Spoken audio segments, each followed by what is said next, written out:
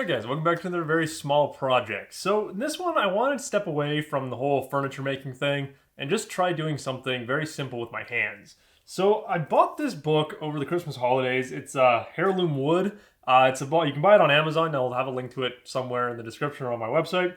And it's just all about carving, and mainly carving utensils and household small items and that. So there's a bunch of different stuff in here, everything from small spoons to a spatula. I think there's a bowl, a coffee scoop, even cutting boards and that. And it's all just really small projects, and that's all focused on hand carving. And so carving is one of those things I've really wanted to get into for a while now, just because it's a nice thing. It's a nice way to step away from the big furniture pieces that I generally work on.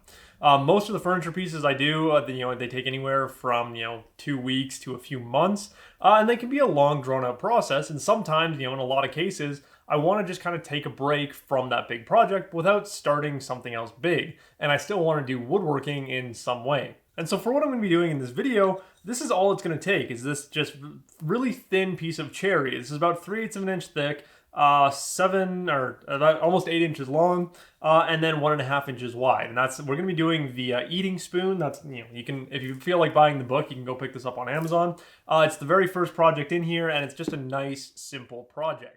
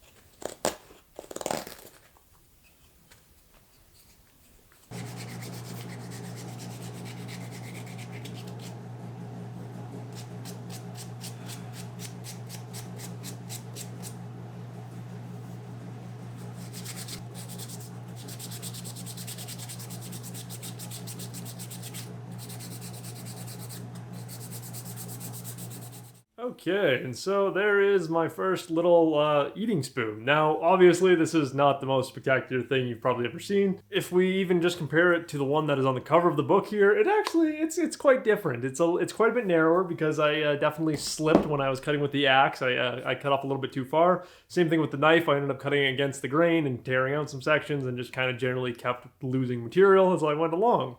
So it's definitely a lot narrower than I would probably like in a spoon. But yeah, I kind of got it to a point where I'm overall happy with it. I'm gonna take it inside the house and put some finish on it because I have this like orange oil wax or something, whatever that I bought a while back, and I figure I should use it on something. And this seems like a pretty good option for it. So I'm gonna go and do that with it.